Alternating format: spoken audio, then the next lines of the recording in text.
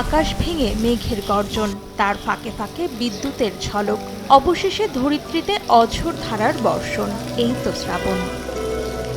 যদিও তখন আকাশ থাকবে বৈরী। প্রকৃতিতে নতুন প্রাণ সঞ্চারে এবছর বর্ষা এসেছে সময়ের বেশ আগেই। আষাঢ় তার স্বভাবসুলভ আচরণেই ব্যস্ত ছিল।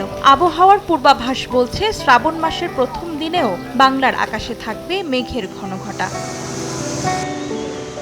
টাপর টুপুর বৃষ্টি দিন যেন প্রকৃতির সৌন্দর্যকে বাড়িয়ে তোলে দ্বিগুণ করে। অঝোর এই বাড়িধারা জনজীবনকেও করে তোলে প্রাণচঞ্চল। ইট কাঠ পাথরের হৃদয়হীন এ শহরে একলা তরুণীও যেন খুঁজে পায় আকাশ সমান সম্ভাবনা। কোথায় যেন কি নেই এর মাঝেও সব পাওয়ার হাতছানি।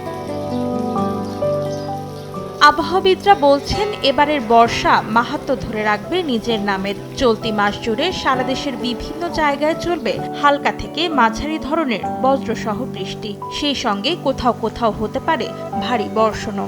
18 তারিখ পর্যন্ত বৃষ্টিপাত কম বেশি এরকম থাকতে পারে। এরপর তারপরের কয়েকদিন বৃষ্টিপাত কিছুটা কমতে পারে এবং সেটা 22 বা 23 তারিখে গিয়ে আবার বৃদ্ধি পেতে পারে। প্রকৃতিতে বর্ষা আসে আবার নীরবে চলেও যায়, তবে এবারে এই ঋতুর স্থায়িত্ব থাকবে অন্যান্য বছরের চেয়ে বেশি, এমনটাই ধারণা সংশ্লিষ্টদের। অন্তরা সেন, সময় সংবাদ, ঢাকা।